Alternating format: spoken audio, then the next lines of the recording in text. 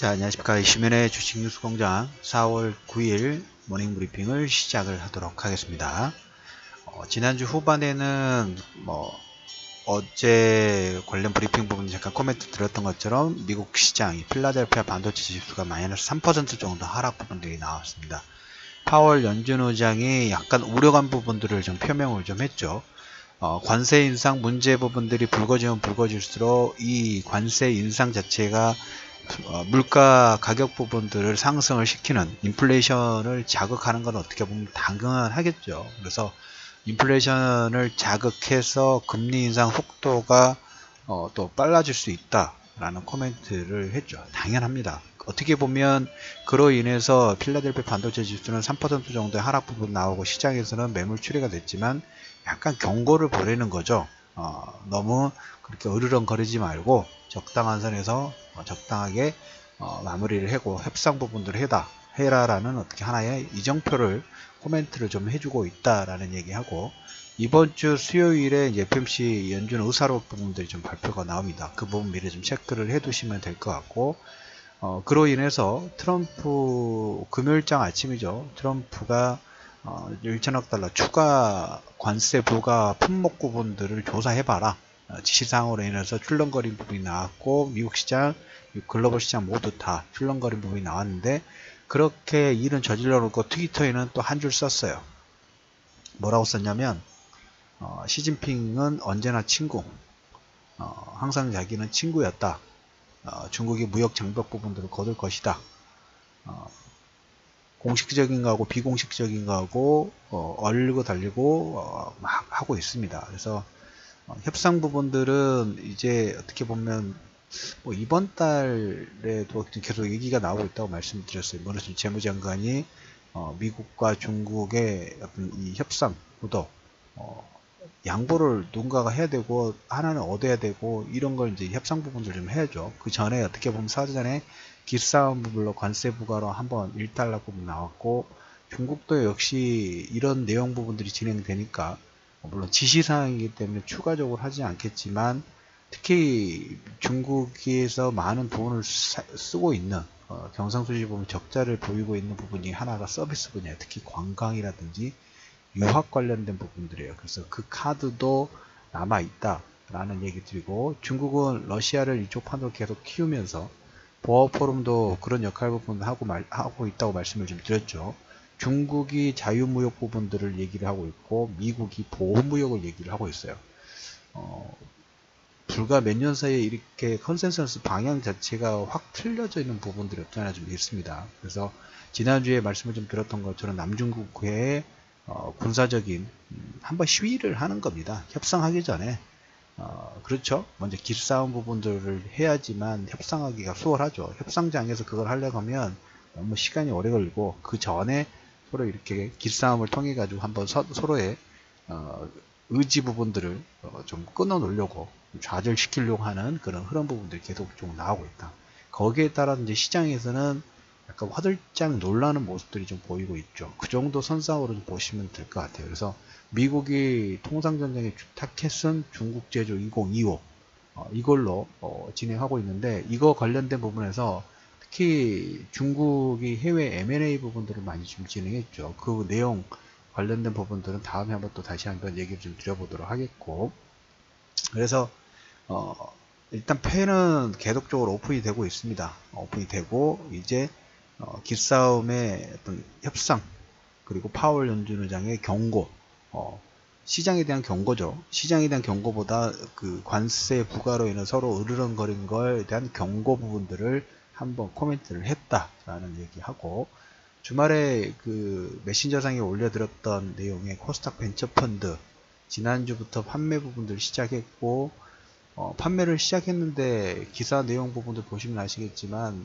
바로 예상 금액을 최소 가입 금액은 5억을 설정했는데, 아니면 하루 만에 지금 거의 한 500억 정도 지금 몰린 것으로 추정을 좀 하고 있죠. 그래서 이런 표현이 맞는 것 같아요. 특판 판매 솔드아웃 이 정도로 돈이 몰리고 있습니다. 그래서 지난주부터 시작된 거 이번 주에도 계속 공모펀드 나올 것이고, 사모펀드도 이번 달 내내 나올 것인데, 우리가 다시 한번 본다 하면 코스닥 벤처펀드는 운용 요건 자체, 기본 조건이에요. 50% 이상을 벤처 기업 또는 벤처 기업이 해제된 7년 이내 코스닥 상장사에 투자를 해야 되고, 그 중에 15% 이상은 벤처기업 신주에 투자를 해야 됩니다. 그래서 그 이슈 헌터하고 장보고 쪽, 이슈 헌터 쪽에도 그 관련된 내용, 종목군들을 대략적으로 코멘트를 좀 설명을 좀 드렸었죠. 그 요건, 운영 요건 부분들을 보시면 됩니다. 지금 어떻게 보면 시장의 출렁거리 부분이 나왔을 때 우리가 연기금 역할을 할 수도 있어요. 연기금이 지금 지난주부터 조금씩 저가 매수 부분도 좀 들어오고 있죠. 연기금 입장에서 보면 이거죠. 지수가 하락할 때 사는 게 아니라 그 종목군 모두 뭐 산업군이든 그다음 종목군이든 전체적으로 밸류에이션 부분들 다 구해 넣습니다. 그래서 어느 가격대 이하면 이 저평가 영역 부분들의 뭐 단계 1단계, 2단계 이런 부분들을 알고 있죠. 왜? 그 종목에 아니면 산업에 대한 밸류 부분들을 적정 가치 부분들을 구해 놨기 때문에 그래서 그 주가가 시장의 수급에 의해서 아니면 이렇게 변동성에 의해서 하락폭이 나오면 그 가격의 밸류 가치 이하로 진입 부분들을 좀 시작하죠. 그래서 연기금 그때 자금 투입 부분들을 하는 거예요. 코스닥 벤처 펀드가 아마 이런 역할 부분들 좀 할 겁니다. 주가가 변동성 부분 커져서 하락 부분들이 나오든 아니면 수급에 의해서 약간 꼬임 현상 부분이 나오더라도 벤처 펀드는 기본 운용 조건 자체가 50% 이상의 벤처기업에 또는 벤처기업이 해제 7년 이내 코스닥 상장사에 투자를 해야 되는 게 기본 전제 조건이에요. 그렇기 때문에 어떻게 보면 세제 혜택 부분을 3천만원 한도로 10% 소득공제를 주는 조건, 그리고 코스닥 신규 상장 공모주식에 30% 우선 배정해주는 이런 어드밴티지를 준 게 이것 때문에 그런 거죠. 그렇기 때문에 주가의 변동성 부분이 나오더라도 이런 종목군들은 밑에서 왜 지금 완판되고 있다는 표현이 말씀드렸죠. 떨어지면 땡큐죠. 그 입장에서는. 그래서 코스닥 쪽에 연기금 역할 부분들을 할 수 있다. 그러면 여러분들이 1차적으로 볼 부분이 여기에 연관성 부분 아니면 이 펀드가 종목군이 어떤 종목군 선택할지 모르겠지만 그래도 뭐 실적이라든지 아니면 운용 요건의 기준에 해당되는 종목군들이 1순위로 보실 필요가 있다라는 얘기를 다시 한번 드려봅니다. 코스닥의 연기금처럼 저가 매수의 어떤 하방 경기 부분을 만들어줄 그럴 가능성 자체가 크다라는 얘기를 좀 드려보도록 하겠습니다. 삼성증권 문제는 일파만파로 지금 확대가 좀 되고 있어요.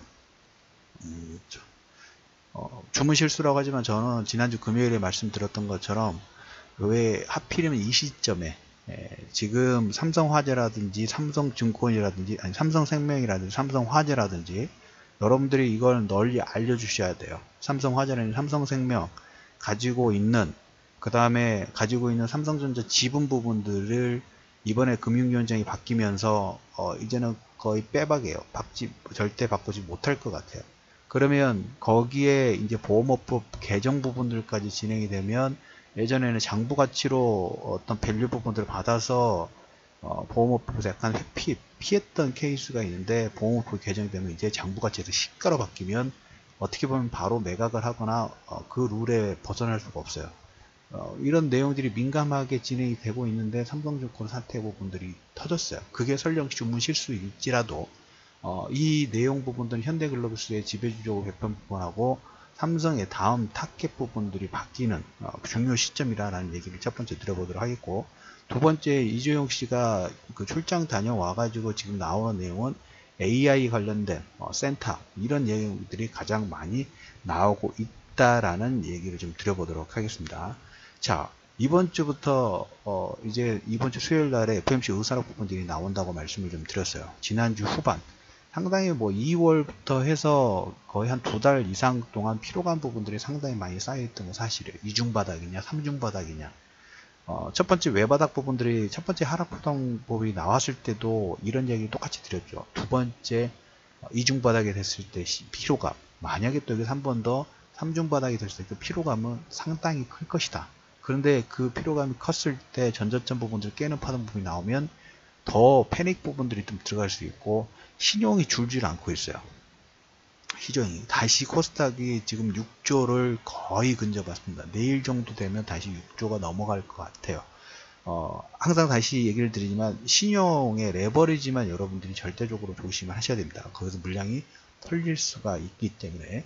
자, 그래서 코스닥의 연기금 역할하는 벤처펀드의 역할 한번 상당히 주목을 하고 있겠고, 그 다음에 저가 매수 부분들을 조금씩 들어오고 있는 연기금의 어떤 방향성 부분들을 조금씩 볼 수 있는 그런 타이밍 부분들이 진행이 좀 되고 있다. 그래서 카드는 하나씩 오픈이 되면서 서로 협상 전에 기싸움. 아침에는 추가 관세 부분들을 부과를 코멘트를 해놓고 트위터에서는 시진핑하고는 언제나 친구라는 발언 부분들을 하는 우리 고문관 트럼프의 선전 부분들을 기대를 해보면서 선전이란 어떤 의미인지 아시겠죠? 반어법의 선전 부분들을 기대해보면서 출렁거린 부분이 나오더라도 여러분들이 잘 레버리지만 물량만 털리지 마시고 잘 버텨주시기를 말씀을 좀 드리면서 4월 9일 이슈민의 주식 뉴스공장 모닝 브리핑을 마무리하도록 하겠습니다.